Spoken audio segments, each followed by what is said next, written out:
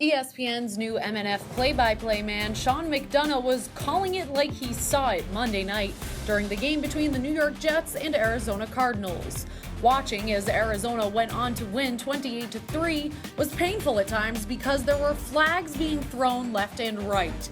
The two teams combined for a total of 19 penalties on the night, with New York committing 8 in the first half alone.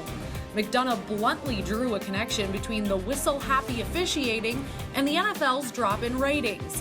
He said, quote, "If we're looking for reasons why TV ratings for the NFL are down all over the place, this doesn't help.